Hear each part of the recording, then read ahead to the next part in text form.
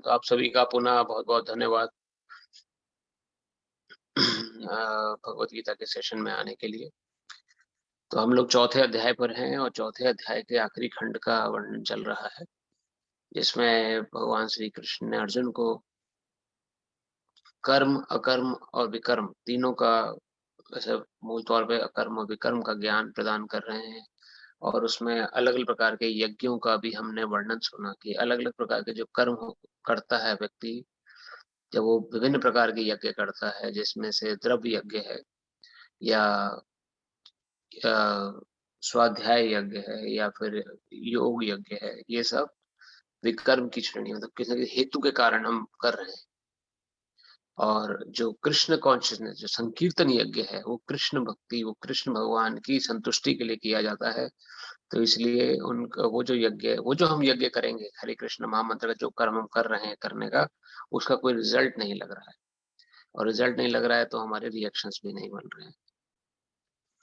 तो अब हर चीज़ यहाँ पर आप कर्म, विकर्म, अकर्म की कसौटी पर रख के आप देखिएगा, तो आपको पता लगेगा किस प्रकार से हम कितने बार अकर्म करते हैं, कितनी बार विकर्म में लिप्त होते हैं और विकर्म से कैसे बचा जा सकता है और अकर्म में कैसे हम युक्त हो सकते हैं। तो भगवद गीता पे हम चलते हैं। ये जो महीना आप सभी जानते हैं, बहुत पवित्र मंथ है, कार्तिक महीना चल रहा है और इसमें अभी कल हमने गोवर्धन पूजा गिरिराज जी का गिरिराज की पूजा जो सर्वप्रथम हुई थी भगवान कृष्ण ने शुरू करी थी। उसका कल वो दिन था जिस दिन भगवान कृष्ण ने गिरिराज जी को धारण किया और उनका एक और नाम गिरधर गोपाल या गिरिराज या गिरवरधारी पड़ गया। भगवान के नामों की श्रृंखला में एक नाम और जुड़ गया।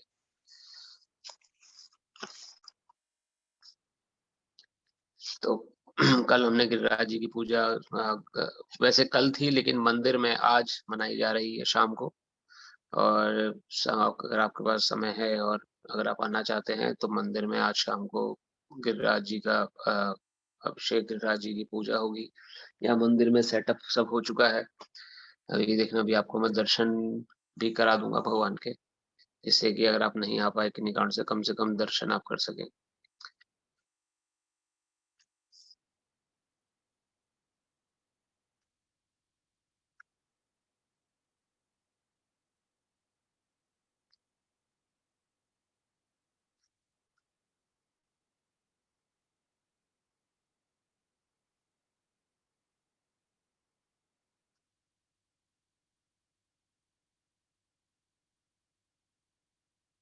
तो श्लोक नंबर 35 तक से पहले हमने 34 और 35 से भगवान समझा था किस प्रकार भगवान ने गुरु के पास जाने का महत्व समझाया था कि अगर किसी को दिव्य ज्ञान लेना है, कौन सा दिव्य ज्ञान, किस प्रकार से कृष्ण भक्ति में लिप्त हुआ जाए, कैसे हम भगवान कृष्ण को कृष्ण कॉन्शियस बन सकते हैं। इस कृष्ण कॉन्शियसनेस तक पहुंचने के लिए गुरु की सदगति बहुत जरूरी है। तो उसके लिए भगवान ने यहाँ पे वर्णन किया था चौथे श्लोक में, तुम गुरु के पास जाकर सत्य को जानने का प्रयास करो, उनसे विनीत होकर जिज्ञासा करो और उनकी सेवा करो। स्वरूप सिद्ध व्यक्ति तुम्हें ज्ञान प्रदान कर सकते हैं क्योंकि उन्होंने सत्य का दर्शन किया है। तो यही एकमात्र प्रोसेस है भगवान को जानने का, समझने का। श्लोक का जो तात्पर्य है, श्लोक इस प्रकार से है, तत्विद्धि प्रणिपातेन परिप्रश्नेन सेवया उपदेक्षन्ति ते ज्ञानम ज्ञानिनः तत्वदर्शिनः। तो ये जो गुरु क्यों आपको ज्ञान दे सकते हैं, क्योंकि उन्होंने तत्व से दर्शन किया हुआ है वास्तव में। जैसे आप कभी किसी स्कूल कॉलेज में जाते हैं पढ़ने के लिए, तो वहाँ के टीचर की क्यों सुनते हैं आप? क्यों आप ये मान लेते हैं कि जो टीचर पढ़ा रहा है बिल्कुल सही है? क्यों आर्ग्यू नहीं करते? क्योंकि हम जानते हैं कि टीचर एक्सपीरियंस होल्डर है। जो टीचर हमें पढ़ा रहा है वो सही पढ़ा रहा है क्योंकि उसको एक्सपीरियंस है। और कोई प्रश्न का हमारे मन में अगर कोई प्रश्न आता है, हम जब उससे प्रश्न करते हैं तो टीचर उसका उत्तर दे देता है। तो उत्तर देने से हम संतुष्ट हो जाते हैं और हमें समझ में आ जाता है कि इसको ज्ञान है। उसी प्रकार से अध्यात्म का ज्ञान जो है, जो भगवान कृष्ण ने अब तक का ज्ञान हमें दिया, अब तक के ज्ञान में भगवान ने हमें क्या क्या सिखाया? सबसे पहले तो भगवान ने सिखाया कि मैं ये शरीर नहीं हूँ। इस शरीर के ऊपर की जो कवरिंग है ये शरीर, और इसके अंदर मैं इसके पीछे बैठे हुई जीवात्मा हूँ जो इस शरीर को चला रही है। जैसे कि हम जब गाड़ी में बैठ जाते हैं, गाड़ी को ड्राइव करते हैं, तो हम गाड़ी को ड्राइव कर रहे हैं, तो हम गाड़ी नहीं है, हम कार नहीं है, हम कार के अंदर बैठे हुए ड्राइवर हैं। उसी प्रकार से हम ये शरीर नहीं है, हम शरीर के अंदर बैठे हुए ड्राइवर हैं जो इस शरीर को चला रहे हैं। तो भगवान कृष्ण कहते हैं शरीर जो है यंत्र है, यंत्र रूढ़ानी, इसको, इस यंत्र पे हम लोग विराजित हैं, बैठे हुए हैं, और इसको हम चला रहे हैं। और जिस दिशा में ले जाएंगे उस दिशा में हम चले जाएंगे। अगर हम बुराइयों की तरफ ले जाएंगे तो ये शरीर बुरे कर्म करेगा, तो हम बुराइयों की तरफ लिप्त हो जाएंगे। अगर ये हम उसको अच्छाई की तरफ ले जाएंगे, गुड कर्म, अच्छे कर्म करेंगे, तो हम अच्छे रिजल्ट की तरफ चले जाएंगे। Steering is in our hand, हमारे हाथ में स्टेयरिंग है। और स्टेयरिंग क्या चीज है? Choice. Whatever the choice we make in our life, हमारे जीवन में हमारे पे चॉइस नहीं थी कि हम कहाँ जन्म लें। किसी जीवात्मा ने अमेरिका में जन्म लिया तो अमेरिकन कहलाई, किसी जीवात्मा ने हिंदू इंडिया में जन्म लिया तो इंडियन कहलाई, किसी जीवात्मा ने इराक में जन्म लिया तो इराक की हो गई। तो जन्म लेना हमारे हाथ में नहीं है। वी नेवर नोज कि हम कहाँ जन्म लेंगे। Not in our control. So birth is not in our control. B, B for birth is not in our control. Similarly, D for death is also not in our control.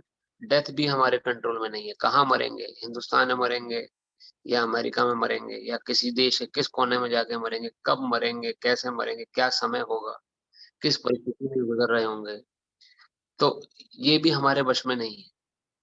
हमारे बस में ना तो बी है ना D है।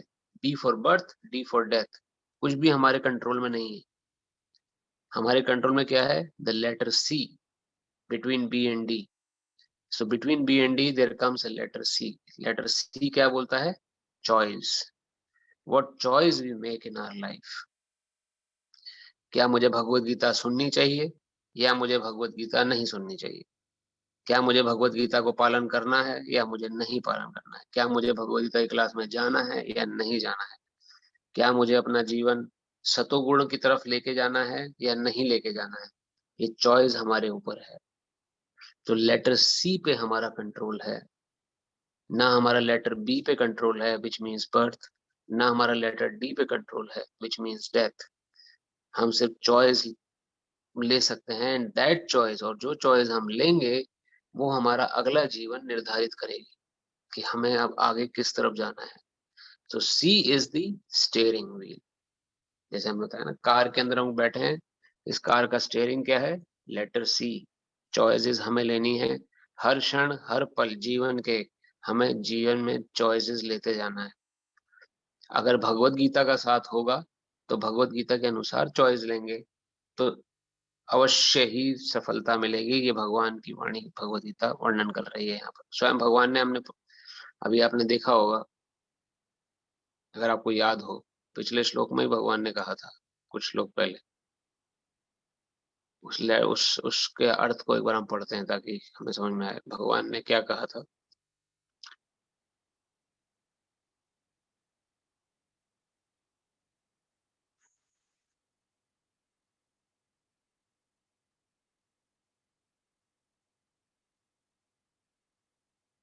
जिन्होंने ऐसी चॉइस ली है उनके जीवन में वो सफल हुए। तो ये हमने यहाँ पर श्लोक नंबर अभी यहाँ पकड़ में नहीं आ रहा है।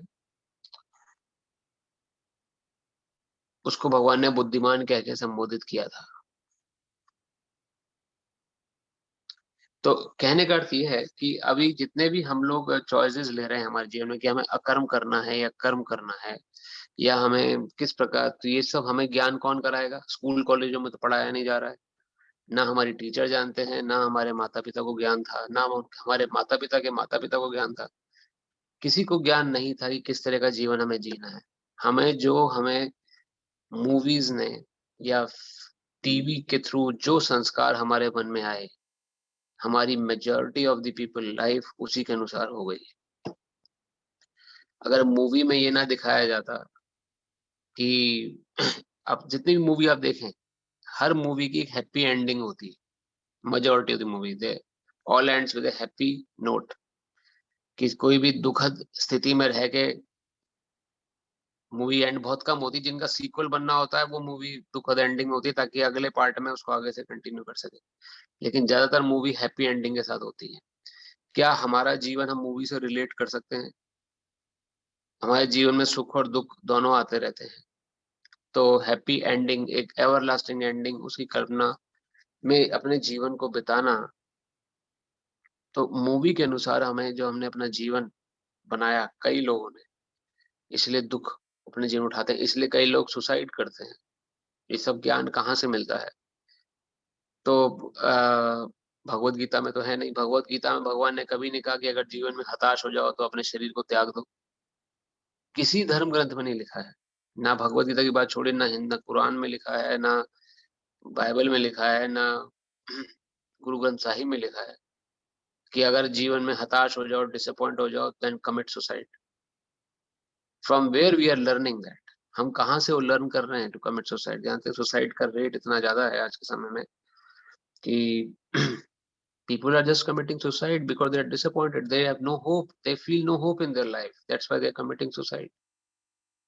तो क्यों कर रहे हैं? because they don't have direction from Bhagwan. And if we read Bhagavad Gita, अगर भगवत गीता को हम पढ़ेंगे तो हमें अपने जीवन में एक डायरेक्शन दिखाई देगी कि हमें किस तरह से जीवन जीना है। तो ये जो ज्ञान है, जितना ये सब ज्ञान भगवान ने अब तक सेकंड चैप्टर से लेके फोर्थ चैप्टर तक अर्जुन को दिया, और इस ज्ञान के अंतर्गत भगवान ने अभी तक क्या सिखाया है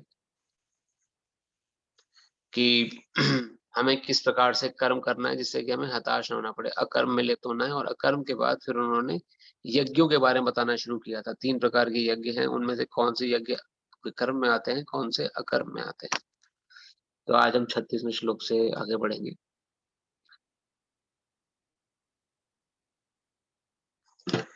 अपि चेदसि पापेभ्यः सर्वेभ्यः पापकृत्तमः सर्वं ज्ञानप्लवनेव व्रजिन्नं संतरिष्यसि। यदि तुम्हें समस्त पापियों में भी सर्वाधिक पापी समझा जाए तो भी तुम दिव्य ज्ञान रूपी नाव में स्थित होकर दुख सागर को पार करने में समर्थ होगे। देखिए कितनी बड़ी बात है।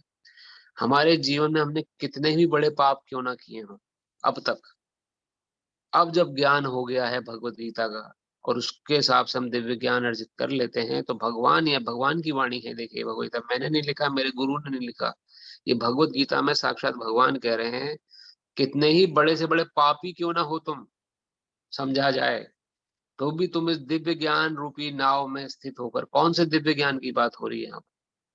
दिव्य ज्ञान की वास्तव में मेरा स्वरूप क्या है, मुझे किस प्रकार से कौन सा कर्म करना है, कैसे मुझे अपने जीवन को अकर्म की तरफ आगे लेके जाना है। अगर ये ज्ञान कोई सीरियसली समझता है और आगे से लिप्त हो जाता, कई लोगों के मन में डर आता है कि हमने इतना पाप कर लिया, अब हमारा क्या होगा, कुछ नहीं हो सकता।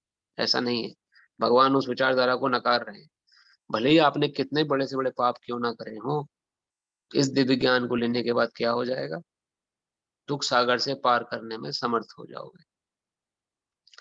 पर शिला प्रभुपाद की जय। श्री कृष्ण के संबंध में अपनी स्वाभाविक स्थिति का सही सही ज्ञान इतना उत्तम होता है कि अज्ञान सागर में चलने वाले जीवन संघर्ष से मनुष्य तुरंत ही ऊपर उठ सकता है।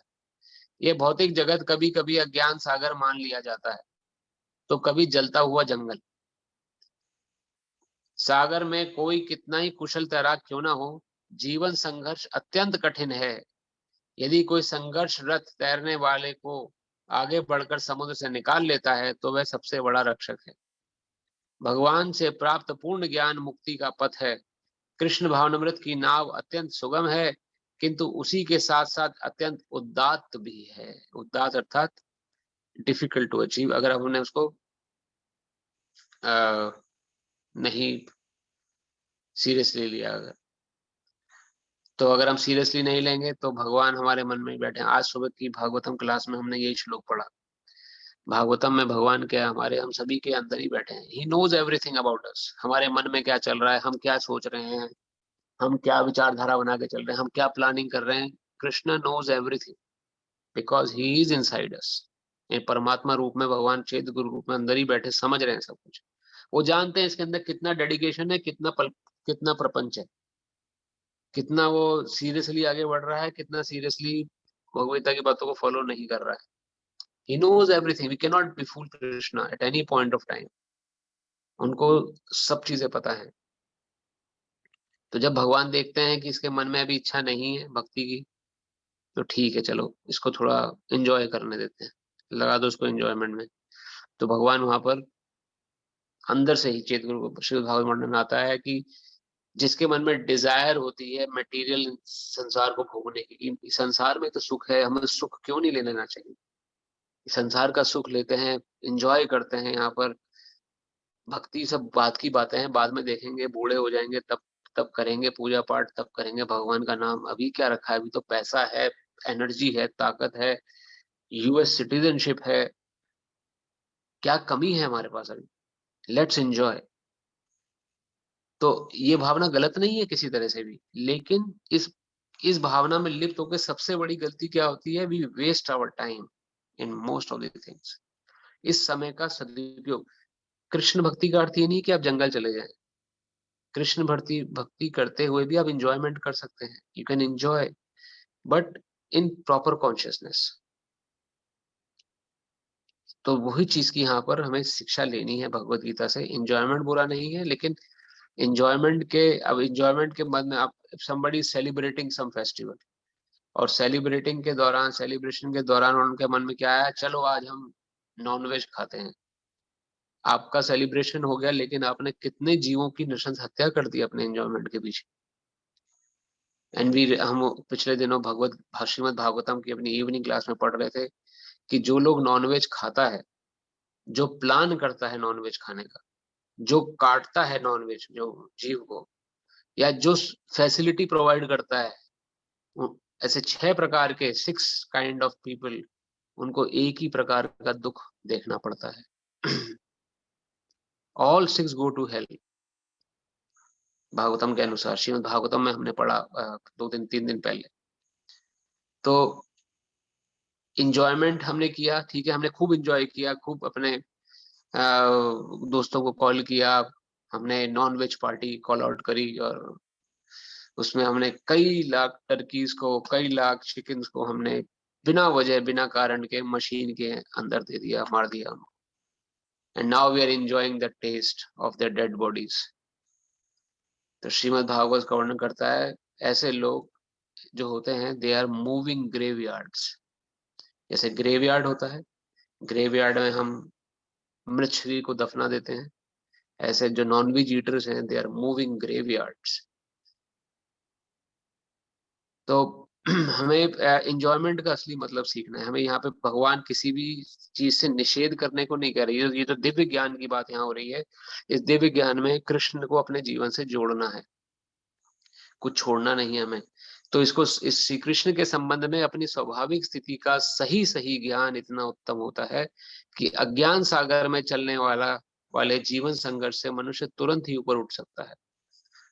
तो जैसे ही उसे कृष्ण संबंधित ज्ञान मिल गया, यानी कि मैं कौन हूँ, कृष्ण कौन है, मैं जीव हूँ, मैं आत्मा हूँ, मैं कृष्ण का अंश हूँ, मुझे कृष्ण कॉन्शियस रह के कर्म करना है, ये करते हुए हम सारे जीवन के काम कर सकते हैं, इंजॉयमेंट भी कर सकते हैं, और संसार से मुक्त भी हो सकते हैं। वरना अगर हम कृष्ण को भूल के सब एंजॉय करेंगे तो फिर से संसार में फंस जाएंगे। ये भौतिक जगत कभी कभी अज्ञान सागर मान लिया जाता है, कभी जलता हुआ जंगल। जलता हुआ जंगल जैसे जंगल होता है, जंगल में जब आग लगती है तो उसका कारण क्या होता है, किसी को पता है? जंगल में जब आग लगती है, किसी घने जंगल में जब आग लग जाए, तो उस आग का कारण क्या होता है? कुछ एक्सपीरियंस आपने कभी किया हो, कभी पढ़ा हो? प्रभु बहुत सारे सूखे पत्ते होते हैं जिसमें आग लग जाती है, 2 पत्थरों के टकराने से या इस टाइप की कोई इंसिडेंट होने से। मतलब कुछ ही, तो कहने का अर्थ ये है प्रभु, कोई कारण नहीं है आग लगने का, अपने आप आग लगती है जंगल में। कोई जाके वहां अगरबत्ती या दियसलाई दिखाता नहीं है जाके, या माचिस से आग नहीं लगाता। पत्तों के घर्षण से, सूखे पत्ते जैसे मैंने बोले, उनका फ्रिक्शन होता है, उससे आग आ जाती है, या कई बार पत्थर दो टकरा गए आपस में किसी कारणों से तो वहां से आग लग गई, तो अपने आप आग लगती है। तो ऐसे जो आग अपने आप जो लगती है, इसे दावानल बोलते हैं। दावानल, संसार दावानल, नल, बहुत सी भजन भी है हमारे जीवन वैष्णव समुदाय में। तो संसार एक दावानल के समान है, अपने आप लगने वाली आग जंगल की। उसी प्रकार से हमारे जीवन में कष्ट अपने आप आ जाते हैं, पता नहीं कहाँ से। सब कुछ ठीक चल रहा होगा, एकदम से कोई परेशानी आ गई जीवन में। किसी ने कुछ नहीं किया, किसी ने, सब कुछ नॉर्मल चल रहा है। जिनके जीवन में होता है उनसे आप पूछ सकते हैं, बचता कोई नहीं है। ये संसार इस प्रकार से रचा गया है कि बचेगा कोई नहीं। कोई ना कोई परेशानी से हर कोई, इसलिए इसलिए हमने सबसे पहली क्लास में यही प्रश्न किया था। और भगवत गीता की क्लास प्रश्न करने से पहले हम यही क्वेश्चन करते हैं, कोई ऐसा हमारे, या मैं आज वही प्रश्न दोबारा रिपीट कर रहा हूँ, क्या हमारे बीच में इस समय कोई ऐसे भक्त या माता हैं जो डंके की चोट पे हाथ उठा के कह सकते हैं कि वो बिल्कुल खुश हैं, उनके जीवन में कोई परेशानी नहीं है? आप हैंड रेज कर सकते हैं, करना चाहें तो व्हाट्सएप इसके थ्रू, लेकिन बोल भी सकते हैं। और इससे परेशानी आप ही की नहीं है। कोई भी जीवन में क्लेम ये नहीं कर सकता कि मैं बिल्कुल निश्चिंत हूं, मुझे कोई फिक्र नहीं, कोई टेंशन नहीं, किसी प्रकार की परेशानी नहीं, ना होगी, मैं आगे भी सुखी रहूंगा। ऐसा क्लेम करने वाला कोई इंसान नहीं है। इसका मतलब क्या है? We are in distressful situation right now, this is reality. हम लोग डिस्ट्रेसफुल सिचुएशन में हैं इस समय। किसी समय कोई भी परेशानी कभी भी घटित हो सकती है, जिस प्रकार से जंगल में किसी भी समय कभी भी आग लग सकती है। There is no cause behind it. तो इसके लिए यहाँ वर्णन आ रहा है, ये भौतिक जगत कभी कभी अज्ञान सागर मान लिया जाता है, क्योंकि यहाँ पे लोगों को इग्नोरेंस में है, पता नहीं करना क्या है, इसलिए अज्ञान सागर है। और कभी जलता हुआ जंगल, इसलिए इस भौतिक जगत को जलता हुआ जंगल भी बोलते हैं, दावानल, जहाँ पे आग अपने आप, परेशानी अपने आप आती है लोगों के जीवन में। सागर में कोई कितना ही कुशल तैराक क्यों ना हो, अब यहाँ पर संसार की उपमा सागर से दी जा रही है, समुद्र। सागर में कोई कितना ही कुशल तैराक क्यों ना हो, जीवन संघर्ष अत्यंत कठिन है।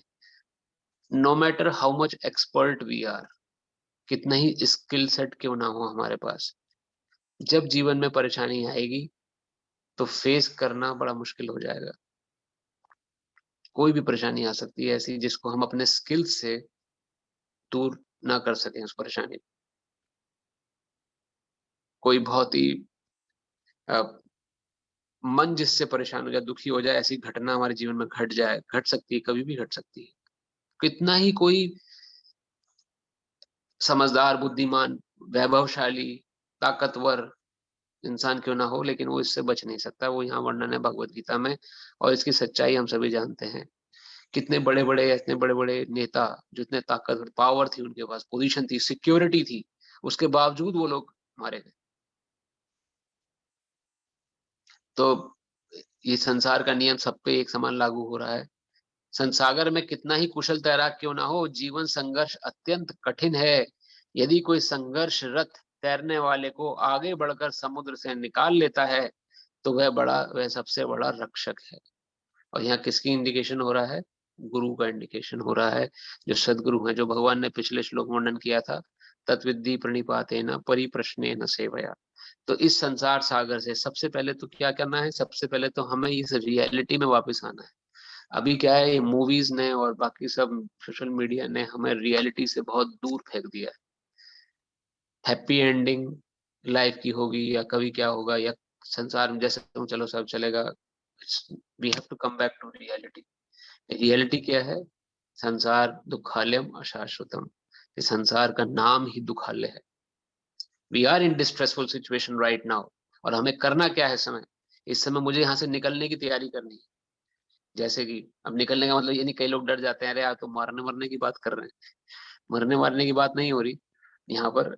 निकलने से अर्थ ये है, जैसे कि अगर कोई व्यक्ति किसी डीप डेंस वेल में, डीप डेंस ड्राई वेल में गिर जाए, कुएं में गिर जाए, जहां अंधेरा है चारों तरफ, पानी नहीं है, सूखा कुआं है बिल्कुल एकदम। तो उसके मन में क्या आएगा इस समय? मैं आपसे प्रश्न करता हूँ। क्या वो ये सोचेगा कि मैं इस कुएं में कैसे गिर गया, कैसे आ गया मैं इस कुएं में? या फिर वो ये सोचेगा कि मैं इस कुएं से अब निकलूं कैसे बाहर? इमीडिएटली उसके मन में क्या आएगा? कोई बता सकता है? मतलब जस्ट इमेजिन, मतलब मैं भगवान से किसी के साथ ऐसा ना हो, भगवान करे। लेकिन कोई आप इमेजिन करके देखें कि सिचुएशन में कि अगर कोई व्यक्ति कुएं में गिर जाए, तो क्या वो कुएं में कैसे गिरा ये सोचेगा, या वो ये सोचेगा कि मैं कुएं से निकलूं कैसे बाहर?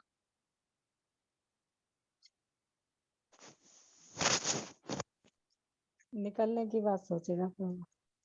धन्यवाद माता जी, भगवत बिल्कुल सही बात, बिल्कुल सीधा सीधा प्रश्न था, एकदम सीधा उत्तर कि कुएं में गिर गया, चाहे जो भी कारण रहा हो, कोई बात नहीं, अब गिर गए हैं, अब यहाँ से निकले कैसे, ये सबसे बड़ा इंपॉर्टेंट क्वेश्चन है। तो इस समय वो इस पे डिसीजन करेगा कि कैसे मैं इस कुएं से बाहर निकलूं। तो ये संसार भी एक अंधकूप है, हम सभी को जाना है संसार से, कोई यहाँ पे गारंटी लेके नहीं आया हुआ है कि हम लोग रहेंगे एवरलास्टिंग इटर्नल यहाँ पर। निकलना सभी को है, लेकिन निकल के दोबारा से यहाँ गिर जाते हैं आगे, सबसे बड़ी मुसीबत ये है। कुएं से बाहर निकलने की कोई सोच ही नहीं रहा है। इस संसार के अपने हिसाब से मन मतलब भगवता के अनुसार जीवन नहीं जिया, तो बार बार इस कुएं में गिरते रहेंगे, फिर गिरेंगे, फिर निकलने की कोशिश करेंगे, फिर गिर जाएंगे इसी के अंदर। लेकिन अगर भगवत गीता में भगवान के मार्ग को बताए हुए मार्ग को पकड़ लिया हमने, तो हम इस कुएं से बाहर निकल सकते हैं, इस जन्म मृत्यु के चक्कर से बाहर निकल सकते हैं। और निकलने का तरीका भगवान ने क्या बताया था 34वें श्लोक में? तत्विद्धि प्रणिपातेन परिप्रश्नेन सेवया उपदेशन्ति ते ज्ञानम ज्ञानिना तत्वदर्शिनः। तो तुम गुरु के पास जाकर सत्य को जानने का प्रयास करो। ये तरीका भगवान बता रहे हैं इस कुएं से बाहर निकलने का। उनसे विनीत होकर जिज्ञासा करो और उनकी सेवा करो। स्वरूप सिद्ध व्यक्ति तुम्हें ज्ञान प्रदान कर सकते हैं, क्योंकि उन्होंने सत्य का दर्शन किया है। तो वह व्यक्ति, जो स्वरूप सिद्ध व्यक्ति कौन होते हैं?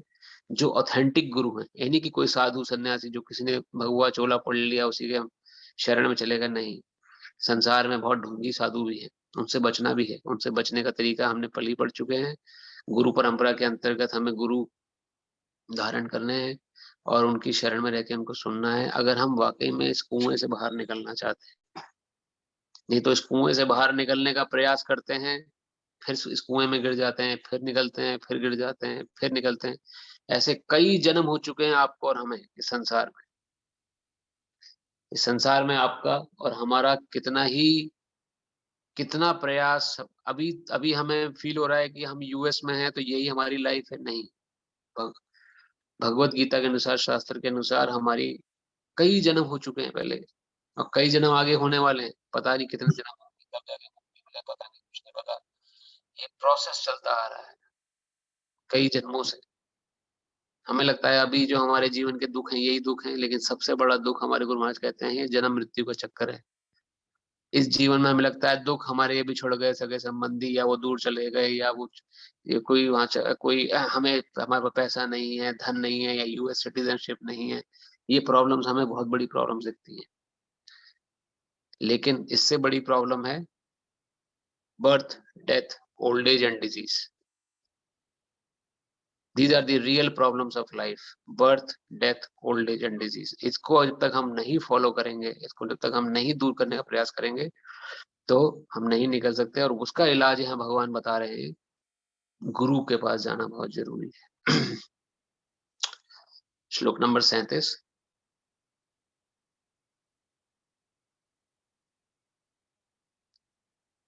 यथैधांसि समिद्धो अग्निर्भस्म सात् कुरुते अर्जुना ज्ञानाग्नि सर्वकर्माणि भस्मसात् कुरुते तथा। जैसे प्रज्वलित अग्नि ईंधन को भस्म कर देती है, उसी तरह अर्जुन ज्ञान रूपी अग्नि भौतिक कर्मों से समस्त फलों को जला डालती है। तो जो दिव्य ज्ञान की बात हो रही है, ये दिव्य ज्ञान इतना बलशाली है कि आपके समस्त कर्मों के समस्त फलों को जला सकने में सक्षम है। जिन कर्मों के कारण हमें दुख सुख आ रहे हैं, ये आने बंद हो जाएंगे अगर हमने दिव्य ज्ञान अर्जित कर लिया। If we surrender to Krishna, अगर हम कृष्ण की शरण में चले गए तो हमें, और उनके अंतर्गत गुरु को धारण कर लिया, तो हम लोग अपने कर्मों को खत्म कर सकते हैं। और शिला प्रभुपाद की जय। आत्मा तथा परमात्मा संबंधी पूर्ण ज्ञान तथा उनके संबंध की तुलना यहाँ अग्नि से की गई है। तो आत्मा और परमात्मा ज्ञान जो चैप्टर 2 में भगवान ने दिया था, उसको मत भूलिएगा आप कभी, कि वास्तव में हमारा स्वरूप क्या है। हम सभी आत्मा है और हम सभी शरीर नहीं है। और परमात्मा संबंधी पूरा ज्ञान, इसके संबंध की तुलना अग्नि, ये अग्नि के समान है ये ज्ञान। अगर एक ज्ञान आपने प्रैक्टिकल लाइफ में अपने जीवन में उतार लिया, तो सबसे पहला ही इमीडिएट रिजल्ट होगा कि समस्त प्रकार के डर आपके मन से निकल जाएंगे। जो समस्त प्रकार के डर, चिंता, फिकर, एंजाइटी, वरी, डिप्रेशन, जिस जिस चीजों का नाम आप लेते हैं, ले सकते हैं, जिसके पीछे हजारों डॉलर लोग खर्च कर रहे हैं डॉक्टर पीछे, इस ज्ञान के आने के बाद ये सबसे पहले ये सब खत्म हो जाएगा। I am not this body, I am this soul. मैं आत्मा हूं, मैं परमात्मा हूं, और मेरा परमात्मा से लिंक है। ये अग्नि ना केवल समस्त पाप कर्मों के फलों को जला देती है, अपितु पुण्य कर्मों के फलों को भी भस्मसात करने वाली है। अब पुण्य कर्म भी तो हमें वापस लेके आते हैं। आप समझिए यहाँ पर किस लेवल की बात हो रही है। यहाँ पर हमारे कर्मों को फलों को जलाने की बात हो रही है, ताकि हम फल रहित हो जाएं। जैसे ही फल रहित हुए वैसे ही मुक्त हो जाएंगे हम। तो ये जो अग्नि है, ज्ञान रूपी अग्नि, ये अग्नि, ये ना केवल पाप कर्मों के फलों को, जो जाने अनजाने पाप कर्म हो गए, उनको खत्म कर देती है, बल्कि पुण्य कर्म भी जो हुए हैं उनके फलों को भी जला देती है। कर्म फल की कई अवस्थाएं हैं, शुभारंभ, बीज, संचित आदि। किंतु जीव को स्वरूप का ज्ञान होने पर सब कुछ भस्म हो जाता है, चाहे वह पूर्ववर्ती हो या परवर्ती। वेदों में ब्रह्मधारण्य के उपनिषद में कहा गया है, उभय हुभय वैश्या एतै तरत मृतः साधव साधुनी। मनुष्य पाप तथा पुण्य दोनों ही प्रकार के कर्म फलों को जीत लेता है। यही तो हम जानना चाह रहे थे, कैसे जीते। अकर्म और विकर्म, विकर्म को जीतना हो तो दिव्य ज्ञान को अर्जित करना होगा। इस चैप्टर में हमने ये सीखा। अगर हमें अपने कर्मों को जलाना है, क्योंकि हमारे कर्म ही हमारे आड़े आते हैं, जो दुख आते हैं हमारे जीवन में या सुख आते हैं, वो हमारे कर्मों का रिजल्ट है। इन कर्मों के रिजल्ट को हमें भस्मसात करना है, तो उसके लिए दिव्य ज्ञान को धारण करना होगा।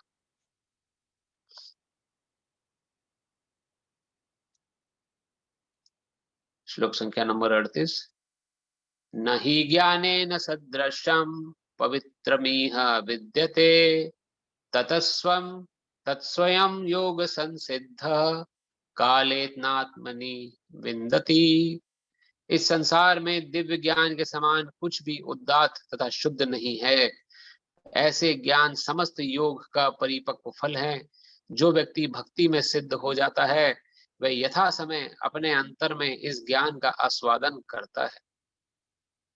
तो जो ज्ञान की बात हो रही है, इस ज्ञान से इतना इतना ब्लिसफुल आप फील कर सकते हैं, वी कैन नॉट इमेजिन। हम उसको वर्णन शब्दों में नहीं कर सकते, जिसको दिव्य ज्ञान रूपी जूस का टेस्ट लग गया है, उसके लिए उस संसार सभी काम कर रहा है, बट उनसे अलूफ है और अपने अंदर ही प्रसन्न है। तो उसकी भगवान वर्णन कर रहे हैं। तो शिला प्रभुपाद की है, जब हम इस दिव्य ज्ञान की बात करते हैं तो हमारा प्रयोजन आध्यात्मिक ज्ञान से होता है। निसंदेह दिव्य ज्ञान के समान कुछ भी उदात्त और शुद्ध नहीं है। अज्ञान ही हमारे बंधन का कारण है और ज्ञान हमारी मुक्ति का। अज्ञान किस चीज का, कि मैं कौन हूं। हम अपने शरीर समझे बैठे हैं। क्या मैं शरीर हूं? नहीं, मैं शरीर नहीं। क्या ये सारे सगे संबंधी जो मेरे शरीर से जुड़े, ये मेरे अपने हैं? इनको मेरी रिस्पॉन्सिबिलिटी मिली है, पर मुझे इनको छोड़ के जाना है। एक दिन I have to leave, I will be kicked out from this world. मैं ना भी चाहूंगा ना, तब भी मुझे जबरदस्ती फेंक दिया जाएगा संसार से बाहर। इस तरह का संसार बना हुआ है। ये संसार जो बना है, इसमें हमारी आपकी नहीं चलेगी। हम लोग रेंट पर रह रहे हैं यहाँ पर। जैसे रेंट पे रहता है कोई व्यक्ति, और मकान मालिक का जब मन आए तभी उस किराएदार को तुरंत वहां से निकलवा सकता है वो। उसी प्रकार से ये शरीर is just like a rented apartment. हमारा जो शरीर है ये एक तरह का रेंट अपार्टमेंट, हम रेंट पे रह रहे हैं and we will be kicked out. No matter हम प्रेसिडेंट हैं या प्राइम मिनिस्टर हैं या साधारण जीव हैं या चींटी हैं या हाथी हैं, कोई भी जीव क्यों ना हो, we will be kicked out from. हर किसी को अपना अपना एक रेंटेड अपार्टमेंट मिला हुआ है उसके कर्मों के अनुसार, और वहां से उसे जाना ही पड़ेगा। तो क्या करना है, इस ज्ञान को सर्वप्रथम लेने का प्रयास करना है, क्योंकि इस मनुष्य शरीर में ही हम ले सकते हैं, और कोई तरीका नहीं है लेने का। हम इस संसार को ही सब कुछ जो समझ के बैठे हैं, ये हमारी अज्ञानता है। उसी अज्ञानता का यहाँ भगवान वर्णन कर रहे हैं। अज्ञान ही हमारे बंधन का कारण है और ज्ञान हमारी मुक्ति का। यह ज्ञान भक्ति का परिपक्व फल है। जब कोई दिव्य ज्ञान की अवस्था प्राप्त कर लेता है तो उसे अन्यत्र शांति खोजने की आवश्यकता नहीं रहती, क्योंकि वह मन ही मन शांति का आनंद लेता रहता है। उस आप किसी व्यक्ति को, किसी ऐसे व्यक्ति को जो इस दिव्य ज्ञान को धारण किए हुए है, उसके उसको आप देखेंगे तो वो अंदर ही अंदर सुखी है। उसे कोई किसी से लेना देना नहीं है। उसकी कोई निंदा करे, स्तुति करे, उसकी प्रशंसा हो ना प्रशंसा हो, उसको कुछ जीवन में मिले या ना मिले, उसको कृष्ण मिल गए बस वो खुश है। उसने कृष्ण का हाथ पकड़ लिया है, वो खुश है। बस फिर उसको फिर कुछ मिलता है नहीं मिलता है, उसके जीवन से कोई छूट जाता है नहीं छूट जाता है, उसको पता है कृष्ण कभी नहीं छोड़ने वाले मुझे, ना मैं कृष्ण को छोड़ने वाला। ये बात उसके मन में तय हो जाती है और वो आनंद में ही रहता है। इसी प्रकार से जैसे भगवान यहाँ वर्णन कर रहे हैं, यहाँ पर वर्णन हो रहा है, वो मन ही मन शांति का आनंद लेता है। दूसरे शब्दों में ज्ञान तथा शांति का पर्यवसान कृष्ण भावनामृत में होता है। इसका अर्थ क्या है, अगर वास्तव में हमें अपनी लाइफ में पीस चाहिए, पीस अर्थात शांति चाहिए, तो हमें कृष्ण भावनामृत को अपनाना पड़ेगा। भगवत गीता का संदेश यही कि यही चरम परिणति है और यही भगवत गीता का संदेश है। अगर आप भगवत गीता को समझना चाहते हैं और उसको अपने जीवन में डालना चाहते हैं तो आपको कृष्ण भावनामृत अपनाना पड़ेगा, कृष्ण को अपनी भावनाओं में बसाना पड़ेगा, कृष्ण के लिए कर्म करना सीखना पड़ेगा। और वो कौन सिखाएगा, भगवत गीता हमें सिखाएगी आगे आगे कैसे हमें जीना है। अभी ये जितना भी सेक्शन चल रहा है ये समझिए आपकी एक तरह का इंट्रोडक्शन होता है ना, जैसे कि किसी चीज का इंट्रोडक्शन दिया जाए, फिर आगे जब भगवान एक्चुअल में कर्मों का ज्ञान और बाकी डिटेल नॉलेज देंगे तो उसमें हमें और हमें ज्ञान समझ में आएगा। लेकिन ये तय है कि अगर आपने ज्ञान पकड़ लिया, अगर ये बात आपको समझ में आने लगी, दो तरह के व्यक्ति होते हैं जिनको, एक तो वह जिनको जो देख के समझते हैं, जो तीन प्रकार के, सॉरी दो भी नहीं, एक तो ऐसे व्यक्ति होते हैं जिनको बोला जाए कि भैया ऐसे ये काम मत करो तो सुन के समझ लेते हैं कि गलत काम है नहीं करना चाहिए, तो वो आगे से वो गलत काम नहीं करते। एक दूसरे प्रकार का व्यक्ति भी होता है जो सुनता है लेकिन सुन के विश्वास नहीं करता, वो गलत काम करके देखता है, पहले करके देखता हूँ। जैसे कि कोई चोर है, चोर किसी व्यक्ति को बोला चोरी करने से सजा होती है, किसी ने सुन लिया चोरी करना इज नॉट गुड, चोरी करने सजा हो जाएगी, वो चोरी नहीं करेगा, ही इज इंटेलिजेंट। कोई ऐसा व्यक्ति है जो बोलता है कि अरे बोलने वाले बोलते हैं चलो चोरी करते हैं, क्या फर्क पड़ता है, देखते हैं, बोलने वालों को बोलने दो। वो चोरी करके देखता है, जब चोरी करता है पुलिस पकड़ती है और डंडे मारती है तब जाके उसे समझ में आता है नहीं वाकई में बात सच थी, पहले मान लेना चाहिए था। ये दूसरे प्रकार के व्यक्ति होते हैं जो डंडे खा के समझते हैं। तीसरे प्रकार के व्यक्ति ऐसे होते हैं जो सुन के भी नहीं समझते, डंडे खा के भी नहीं समझते और फिर भी चोरी करते हैं, जेल से आने के बाद फिर से चोरी करते हैं। ये नेक्टर ऑफ इंस्ट्रक्शन शिला प्रभुपाद जी ने, शिला रूप गोस्वामी ने बुक लिखी है, उसके पर्पट में शिला प्रभुपाद समझा रहे हैं तीन प्रकार के व्यक्तियों के बारे में। तो हमें पहला प्रकार का व्यक्ति बनना है जो सुन के समझ ले, तो हमारा काफी समय बच जाएगा। नहीं तो कोई अगर हम अपने मन मुताबिक जीवन जी रहे हैं या एंजॉय कर रहे हैं लाइफ को, या जीव हत्या कर रहे हैं या किसी प्रकार का भी गलत काम कर रहे हैं, शोषण कर रहे हैं किसी का, तो जीवन में फिर उसके हिसाब से फिर जब डिस्ट्रेस आएंगे तो डिस्ट्रेस खा के फिर हमें समझना पड़ेगा। तब भी समझ में नहीं आया तो फिर आगे प्रोसेस चलता ही रहेगा। तो हमारे साथ अब तक ये हो रहा है, तभी हम इस संसार में अभी तक हैं, वरना मुक्त हो गए होते अभी तक तो। अभी तक तो भगवान के धाम में बैठे होते। हम आज की डेट में संसार में क्यों बैठे हैं? इतना समय बीत गया संसार में। देखिए भागवत के अनुसार गणना करें तो संसार की उत्पत्ति हुए बिना हो ये 7वां मनु चल रहा है, चक्षुषा मनु, विवस्वान मनु पीरियड चल रहा है। ऐसे टोटल ब्रह्मा जी के एक दिन में 14 मनु आते हैं, 6 मनु आके जा चुके हैं। मनु अर्थात जो ब्रह्मा जी की जब प्रलय होती है तो पहला पुरुष जो व्यक्ति जो संसार में उत्पत्ति का कारण बनता है वो मनु होते हैं। तो ऐसे 14 मनु आते हैं ब्रह्मा जी के एक दिन में। ये भागवत की गणना मैं आपको बता रहा हूँ, श्रीमद् भागवत में। तो 6 मनु आके जा चुके हैं, 6 मनु काल। हम 7वें मनु में भी बैठे हैं और यहीं बैठे हैं संसार में, मटेरियल वर्ल्ड में। कहीं तो रहे होंगे इन 6 मनु पीरियड में। इन 6 मनुओं के पीरियड को वी सिंपली वेस्टेड। कुछ ना कुछ हमने तभी definitely that's why we are not in the spiritual world right now. हम आज भी मटेरियल वर्ल्ड में क्यों हैं? Because we simply wasted our life. हमें पहले भी मनुष्य मिला होगा, मौके मिले होंगे, but we just neglected. But now we got the opportunity again. भगवान हमें एक अपॉर्चुनिटी दे रहे हैं भगवत गीता के द्वारा, इस जब मिशन के द्वारा, इस्कॉन मिशन द्वारा, श्रील प्रभुपाद द्वारा। अब हमें इसको मिस नहीं करना है। अब आप पूरे श्रद्धा से इसमें लग जाइए ताकि ये मनुष्य शरीर जो मिला है आपको और हमें, ये सफल हो सके। अब दोबारा मिस हो गया तो फिर पता नहीं कब जाके मनुष्य शरीर मिलेगा, कौन से मनवंतर में कब जाके हम फिर मनुष्य बन के पैदा हो, नो गारंटी। और तब ऐसा एनवायरनमेंट हो का ना हो पता नहीं। राइट नो एनवायरनमेंट होना भी जरूरी है। अभी एनवायरनमेंट है हमारे चारों तरफ, भगवान की भक्ति हो रही है। शीला प्रभुपाद अभी भी संसार से गए हैं तो उनकी बुक्स हम पढ़ रहे हैं, भगवद गीता पढ़ रहे हैं, we are knowing more about Krishna. लेकिन आगे चल के समय होना, we never knows about it. So इसलिए अभी हमें थोड़ा सा सीरियस होने का प्रयास करना है।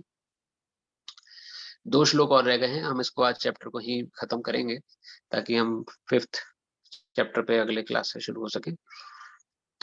अज्ञाशादानश्च संशयात्मा विनश्यति, नायं लोकस्ति न परो न सुखम संशयात्मनः। किंतु जो अज्ञानी तथा श्रद्धा विहीन व्यक्ति शास्त्रों में संदेह करते हैं वे भगवत भावामृत को नहीं प्राप्त करते, अपितु नीचे गिर जाते हैं। संशयात्मा के लिए ना तो इस लोक में ना परलोक में कोई सुख है। तो यह देखिए भगवान सिक्के के दूसरे पहलू को प्रस्तुत कर रहे हैं। सिक्के का एक पहलू भगवान ने बताया कि जो व्यक्ति इस बताए मार्ग पर चलता है वो निश्चित रूप से उन्हें प्राप्त करता है। सिक्के का दूसरा पहलू क्या है? ऐसे व्यक्ति हैं जो इस दिव्य ज्ञान को ध्यान नहीं देते। अरे छोड़ो, सब बेकार की बातें हैं, सब किताबी ज्ञान है। किसने देखा कौन कृष्ण, किसने देखा है भगवद गीता किसने लिखी है? इस प्रकार के व्यक्ति भी हैं संसार में, हमने पढ़ा था। कोई निराकार रूप में मानता है भगवान को। तो ऐसे व्यक्ति जो श्रद्धा विहीन है, श्रद्धा विहीन यहाँ बोला गया है, यानी कि 5वीं स्टेज श्रद्धा जो है वहां तक नहीं पहुंच पाए या प्रयास ही नहीं करा जिसने, और संदेह करते रहे शास्त्रों के ऊपर, सच है कि झूठ है, पता नहीं शास्त्रों की बातें सच भी होती हैं कि नहीं होती हैं, किसने किताबी याद बातें हैं, प्रैक्टिकलिटी से दूर है। तो ऐसे व्यक्तियों में क्या वो भगवान बोल रहे हैं? वे भगवत भावामृत को नहीं प्राप्त करते, कभी भगवान की भावना को भी प्राप्त नहीं कर पाएंगे। स्वयं भगवान कृष्ण के श्लोक हम पढ़ रहे हैं जो उन्होंने अर्जुन को बोले थे 5-8 साल पहले। भगवान कह रहे हैं भगवान प्राप्त नहीं करते, अपितु नीचे गिर जाते हैं। नीचे गिरने का अर्थ उनका पतन, यानी कि तमोगुण के अंदर आ जाते हैं, सतोगुण रजोगुण तक कभी नहीं उठ पाते। संशय आत्मा के लिए ना तो इस लोक में ना ही परलोक में कोई सुख है। तो श्रील प्रभुपाद की जय हो। भगवत गीता सभी प्रामाणिक एवं मान्य शास्त्रों में सर्वोत्तम है। जो लोग पशु तुल्य हैं उनमें ना तो प्रामाणिक शास्त्रों के प्रति कोई श्रद्धा है और ना उनका ज्ञान होता है, और कुछ लोगों को यद्यपि उसका ज्ञान होता है तो उनमें से वे उदाहरण देते रहते हैं, किंतु उनमें वास्तविक विश्वास नहीं करते। यहाँ तक कि कुछ लोग जिनमें भगवत गीता जैसे शास्त्रों में श्रद्धा होती भी है फिर भी वे ना तो भगवान कृष्ण में विश्वास करते हैं ना उनकी पूजा करते हैं। ऐसे लोगों को कृष्ण भावनामृत का कोई ज्ञान नहीं होता, वे नीचे गिर जाते हैं। उपयुक्त सभी कोटि के व्यक्तियों में जो श्रद्धालु नहीं है और सदैव संशयग्रस्त रहते हैं वे तनिक भी उन्नति नहीं कर पाते। जो लोग ईश्वर तथा उनके वचनों में श्रद्धा नहीं रखते, उन्हें ना तो इस संसार में ना तो भावी लोक में कुछ हाथ लगता है, कुछ भी हाथ नहीं आएगा हमारे। हमारे गुरु महाराज जी वर्णन कहते हैं बहुत सुंदर भजन के द्वारा, दुनिया भी तेरी बन ना सकी, भगवान को अपना बना ना सका, तेरा लोक गया पर लोक गया, तू मानव तन फिर पाना सका। तो दुनिया को हम बना नहीं पाएंगे कभी भी अपनी, ये बात तय है। We can not control this world, क्योंकि हमारे हिसाब से नहीं बना है। Let's control Krishna, let's try to love Krishna, क्योंकि भगवान कृष्ण अपने भक्तों के हाथ में बन जाते हैं।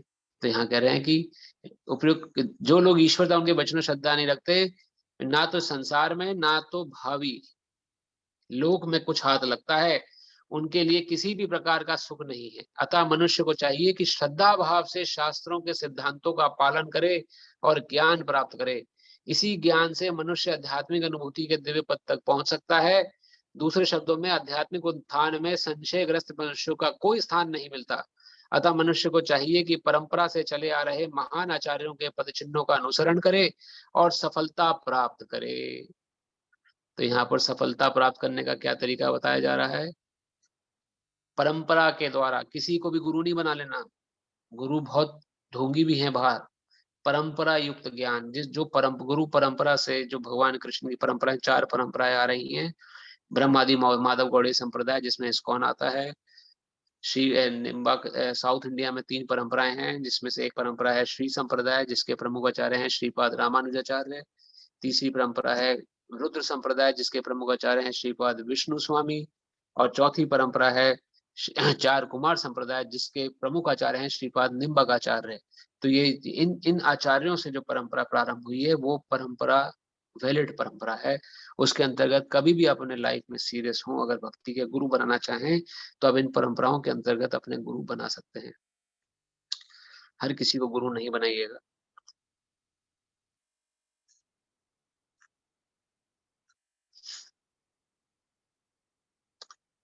श्लोक नंबर 41, योग संन्यस्त कर्माणम ज्ञान संशित संशयम आत्मवंतम न कर्माणि निबंधन्ति धनंजय।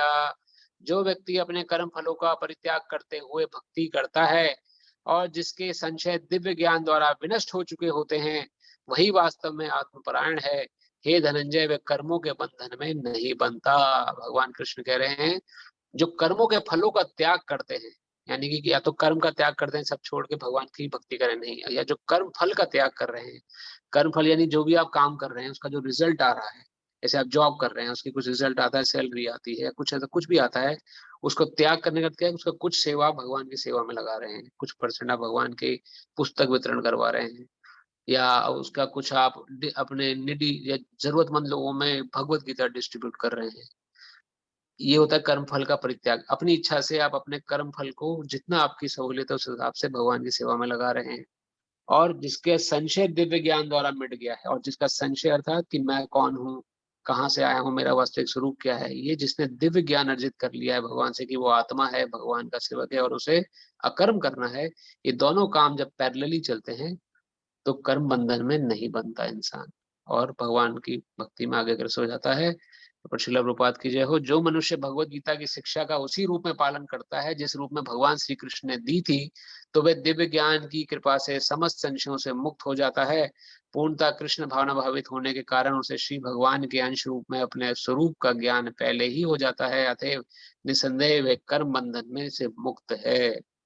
तो कर्म बंधन से मुक्त होने का यही साधन है जो भगवद गीता से हमें मिलता है कि हमें अपने कर्म फलों का त्याग करना है, जो भी हम कर्म फल कर रहे हैं उसका त्याग, और संशय से मुक्त होना है दिव्य ज्ञान द्वारा। और भगवद गीता का हमारा ये इस चैप्टर का लास्ट श्लोक है शायद 42।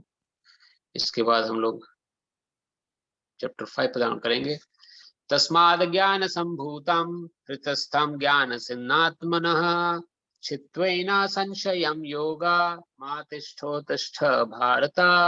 अतएव तुम्हारे हृदय में अज्ञान के कारण जो संशय उठे हैं उन्हें ज्ञान रूपी शस्त्र से काट डालो। हे भारत, तुम योग में से सम्मिलित होकर खड़े हो और युद्ध करो। तो भगवान कृष्ण कह रहे हैं अर्जुन को, जितने भी तुम्हारे मन में द्वंद्व है, चिंता है, फिक्र है, टेंशन है, एंजाइटी है, डिप्रेशन है, इसको ज्ञान रूपी तलवार से काट डालो। ये आप देखिए लेटेंट रूप में हमें कह रहे हैं भगवान। अर्जुन को टारगेट किया है, लेकिन कह हमें रहे हैं भगवान, हे भारत तुम योग से सम्मानित होकर खड़े हो। तुम योग, योग अर्थात कृष्ण से जोड़, कृष्ण के साथ कृष्ण भावना होकर खड़े होके युद्ध करो।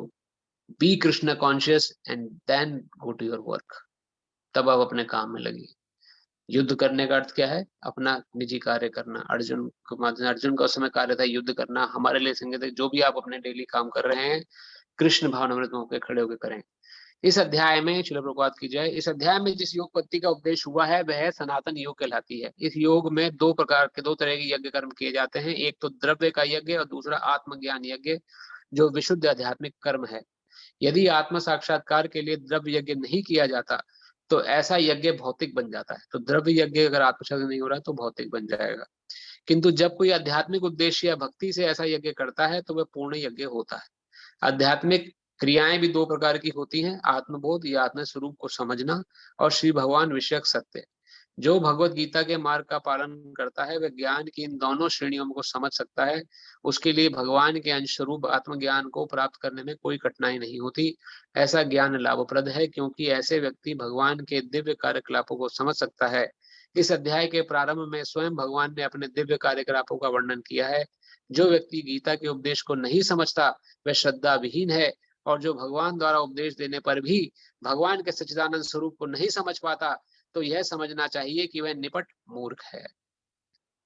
तो कृष्ण भावनामृत के सिद्धांतों को स्वीकार करके अज्ञान को क्रमशः दूर किया जा सकता है। यह कृष्ण भावनामृत विविध देव यज्ञ, ब्रह्म यज्ञ, ब्रह्मचर्य यज्ञ, गृहस्थ यज्ञ, इंद्र संयम यज्ञ, योग साधना यज्ञ, तपस्या यज्ञ, द्रव्य यज्ञ, स्वाध्याय यज्ञ तथा वर्णाश्रम धर्म यज्ञ में भाग लेकर जागृत किया जा सकता है। अब ये सारे यज्ञ क्या है? ये कृष्ण भावनामृत के अलग अलग कांडों। कृष्ण भावनामृत में को आप किसी भी यज्ञ से जोड़ दें तो वो दिव्य हो जाते हैं। ये सब यज्ञ कहलाते हैं और ये सब नियमित कर्म पर आधारित हैं। किंतु इन सब कार्यकलापों के भीतर सबसे महत्वपूर्ण कारक आत्म साक्षात्कार है। जो इस उद्देश्य को खोज लेता है वह भगवत गीता का वास्तविक पाठक है। आत्म साक्षात्कार का हम सभी जानते हैं अर्थ क्या है, कि मैं कौन हूं, मैं वास्तव में स्वरूप आत्मा हूं। तो ये सभी प्रकार के कार्यकलापों का महत्वपूर्ण कारक है। जिसने इसे समझ लिया, जो ये समझ गया कि मेरी रियल आइडेंटिटी क्या है, वही भगवत गीता का वास्तविक पाठक है। किंतु जो कृष्ण को प्रमाण नहीं मानते वे नीचे गिर जाते हैं। अतः मनुष्य को चाहिए कि वह सेवा तथा समर्पण समेत किसी प्रामाणिक गुरु के निर्देशन में भगवत गीता या अन्य किसी शास्त्र का अध्ययन करें। देखिए, जब भी गुरु आएगा भगवत गीता में उसके पहले प्रामाणिक लिखा होगा। प्रामाणिक गुरु का अर्थ है ऑथेंटिक, ऑथेंटिक टीचर।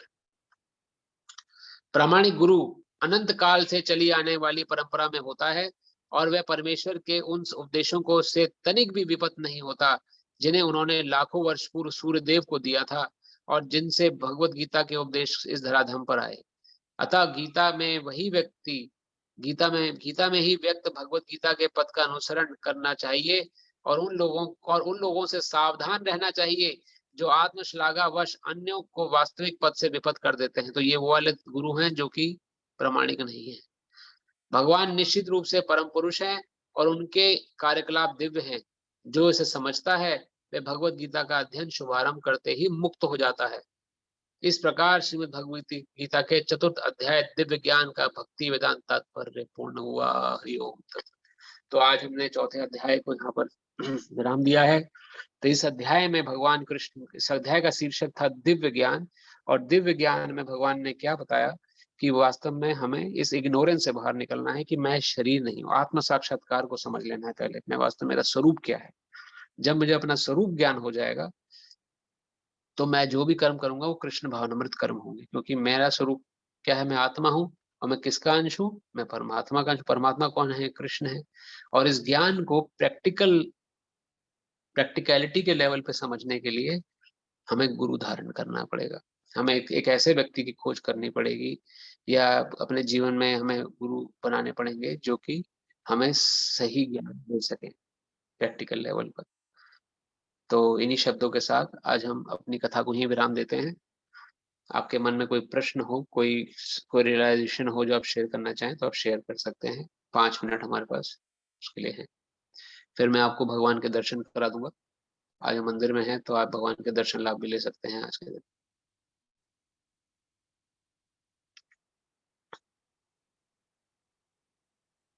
कोई प्रश्न किसी के मन में?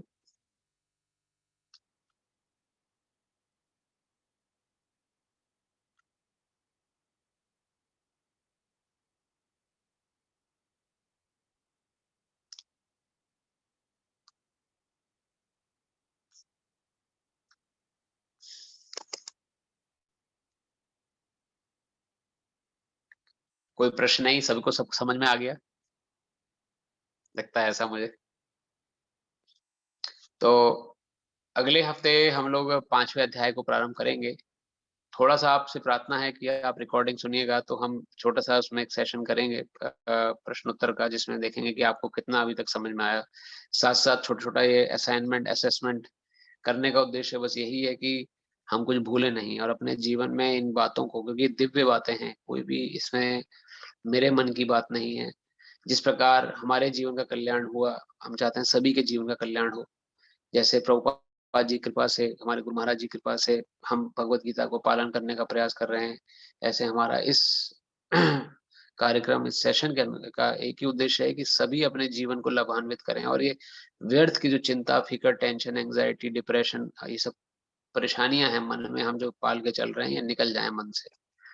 इसका ये तभी निकल सकती हैं जब कृष्ण अंदर आके बैठ जाएंगे।